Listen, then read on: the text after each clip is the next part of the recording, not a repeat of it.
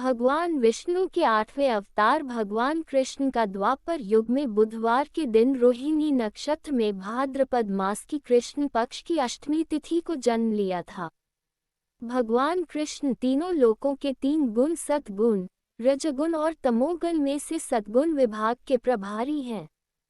देवकी के 8वें पुत्र और भगवान विष्णु के 8वें अवतार हैं कृष्ण।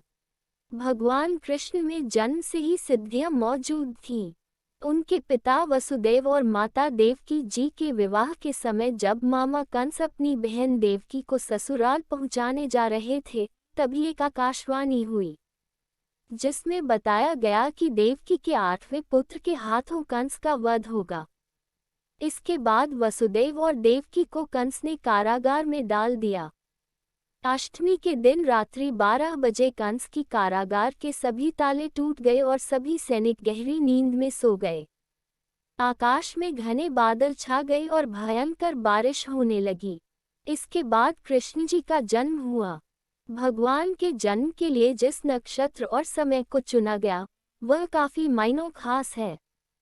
आइए जानते हैं आखिर भगवान ने जन्म के लिए आधी रात का समय ही क्यों चुना।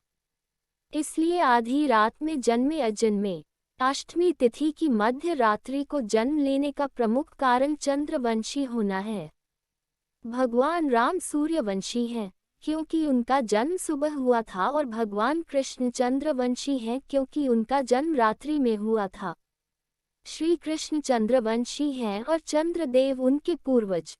चंद्रदेव के पुत्र बुध हैं, इसलिए भगवान ने जन्म के लिए बुधवार का दिन चुना। वही रोहिणी चंद्रमा की पत्नी व नक्षत्र है, इसी कारण रोहिणी नक्षत्र में भगवान ने जन्म लिया।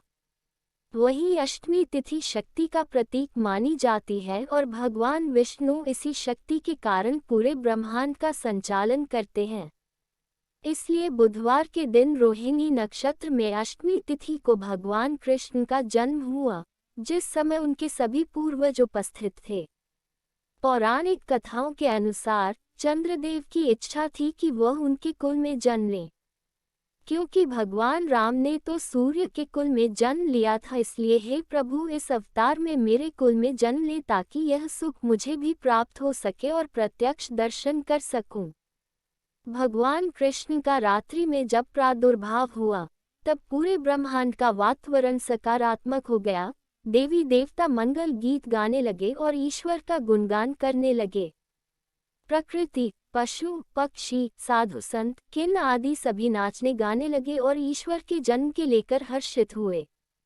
बताया जाता है कि पृथ्वी से लेकर इंद्रलोक तक चारों तरह ईश्वर के आने का हर्षमय वातावरण हुआ। जब ईश्वर ने पृथ्वी पर जन्म लिया तब देवताओं ने स्वर्ग से फूल बरसाए थे। ये भी थी वजह भगवान कृष्ण ने कंस के कारागार से निकलने के लिए भी आधी रात का समय चुना, ताकि उनके पिता सुरक्षित स्थान पर भेज सकें। इसलिए जब कृष्ण का जन्म हुआ तभी सभी कारागार के द्वार खुल गए और सैनिक गहरी नींद में सो गए।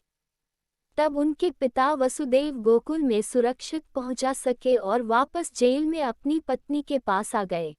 भारतीय ज्योतिष की काल गणना के अनुसार विक्रम संवत 2078 में भाद्रपद कृष्ण जन्माष्टमी सोमवार को सूर्योदय से पूर्व हो शुरू होकर रात्रि 02:02 तक विद्यमान रहेगी। अर्थात सूर्योदय और चंद्रोदय भगवान कृष्ण के जन्म का समय दोनों समय अष्टमी रहेगी। इस बार कृष्ण जन्माष्टमी का पर्व सभी शाखाओं स्मार्त, वैष्णव, शैव, निम्बार्क के लिए समान रूप से मान्य, विशेष पुण्यदायक और 3 जन्मों के पापों को नष्ट करने वाला रहेगा। यथा सोमहानी बुधवारे व अष्टमी रोहिणी युता। सिद्धार्थ रूप से भगवान श्री कृष्ण का जन्म भाद्रपद मास कृष्ण पक्ष अष्टमी तिथि को रोहिणी नक्षत्र सोमवार वृषराशिस्थ चंद्रमा अर्धरात्रि के समय माना गया है। श्रीमद् भागवत, ब्रह्मवैवर्त पुराण, भविष्य पुराण आदि ग्रंथों में ऐसे दुर्लभ योग की मुक्तकंठ से प्रशंसा की गई है। भगवान कृष्ण के जन्म के समय परम दुर्लभ 6 योग माने गए हैं। वे सभी योग इस बार कृष्ण जन्माष्टमी के दिन एकास उपलब्ध रहेंगे। ऐसे सभी योग 18 वर्षों बाद बने हैं।